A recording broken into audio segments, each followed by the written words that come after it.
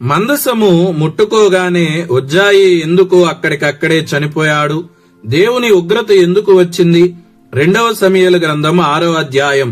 ఈ కథ సీనాయి పర్వతం వద్ద మొదలయ్యింది. దేవుడు మోషేకు ఒక ఆజ్ఞ ఇచ్చాడు. మందసం తయారు చేయమన్నాడు. తుమ్మకర్రతో మందసం తయారు చేసి దానికి బంగారు రేకులు పొదగమన్నాడు. ఇది సాధారణ పెట్టె కాదు, ఇది దేవుని సన్నిధికి గుర్తు. దీని లోపల 10 ఆజ్ఞల పలకలు, చిగురించు అహరోను కర్ర, మరుగైయున్న మన్నా ఉంటాయి.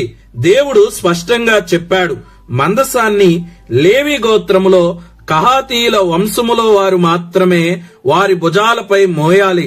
దీన్ని తాకితే చస్తారని చెప్పాడు. ఇజ్రాయెల్ ప్రజలు ఫిలిష్తీయులతో యుద్ధములో ఓడిపోయారు.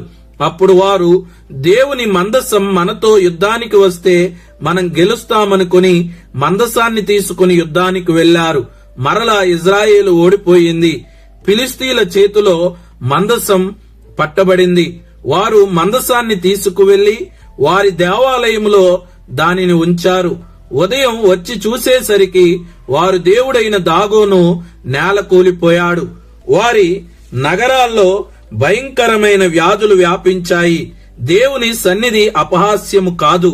మందసం వల్లే ఇదంతా అని గ్రహించి వారు ఒక బండి మీద మందసాన్ని ఉంచి దానికి 2 ఆవులను కట్టి ఇజ్రాయేలు దేశానికి మరలా దానిని పంపించారు.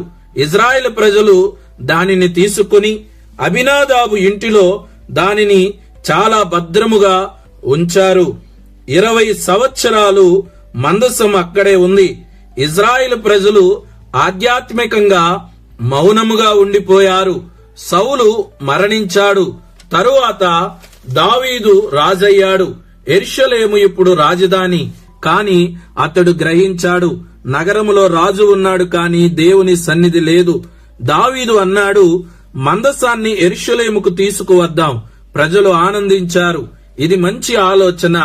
దావీదు 30,000 మందిని తీసుకుని సంగీతముతో ఆనందముతో మందసాన్ని తీసుకురావటానికి వెళ్లారు.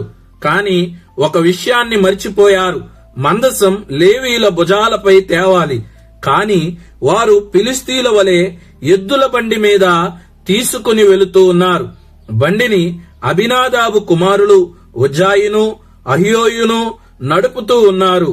వారు నాకోను కళ్ళము దగ్గరకు వచ్చినప్పుడు ఎద్దులు ఒక్కసారిగా కాలు జారినందున మందసము ఒక్కసారిగా పక్కకు ఒరిగింది. ఉజ్జాయి ఏమీ ఆలోచించలేదు. అతడు స్పందించాడు. అతని చేతిని ముందుకు చాపాడు. అతడు లేవీల కుటుంబంలో పెరిగినవాడు, ధర్మశాస్త్రం తెలిసినవాడు. మందసం తాకకూడదని అతడికి తెలిసి ఉండవచ్చు. ఉజ్జాయి అనుకున్నాడు, నేను మందసం పడిపోకుండా పట్టుకుంటున్నానని. దేవుని దృష్టిలో మందసం పడిపోవటము కన్నా ఆయన మాటకు విధేయత కలిగి ఉండటమే ముఖ్యం. యెహోవా తీర్పు వచ్చింది. ఉజ్జాయి అక్కడికక్కడే పడి చనిపోయాడు. ఇది దేవుని కోపం కాదు, ఆయన పరిశుద్ధత. దేవుని సన్నిధి ఎప్పుడు మనిషి నియంత్రణలో ఉండేది కాదు. మందసము లేవీల భుజాలపై మాత్రమే తేవాలి. కాని ఎద్దుల బండిపై తెచ్చారు. దాన్ని తాకితే చస్తారని దేవుడు చెప్పాడు. ఉజ్జాయి తాకాడు, చనిపోయాడు.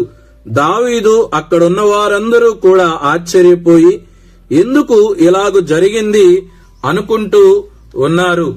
దావీదు చాలా భయపడిపోయాడు. యెహోవా మందసము ఎలాగూ యెరూషలేముకు తీసుకుని వెళ్ళాలి అనుకుంటూ ఉన్నాడు.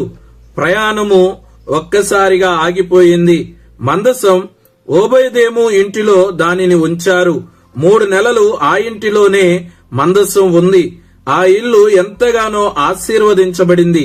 దేవుని సన్నిధి ఎప్పుడు శాపము కాదు. విధేయత కలిగి ఉంటే అది మనకి ఆశీర్వాదం. తరువాత దావీదు గ్రహించాడు, మందసము దేవుడు చెప్పిన విధముగా సరైన పద్ధతిలో మేము తేలేదు అని.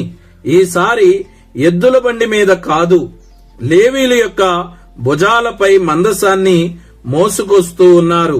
మందసము మోయువారు 6 అడుగులు వేయగా దావీదు బలులు అర్పించాడు. చాలా భయముతో భక్తితో మందసాన్ని తీసుకొస్తూ ఉన్నారు. దావీదు చాలా సంతోషములో భక్తిలో పరవశించి నాట్యమాడుతూ ఉన్నాడు. మందసాన్ని తీసుకుని యెరూషలేముకు వచ్చారు. మందసాన్ని యెరూషలేములో స్థాపించారు. దేవుని సన్నిధి ఇప్పుడు రాజధానిలో ఉంది. ఉజ్జాయి మంచివాడే, కాని మంచి ఉద్దేశము దేవుని ఆజ్ఞను భర్తీ చెయ్యదు.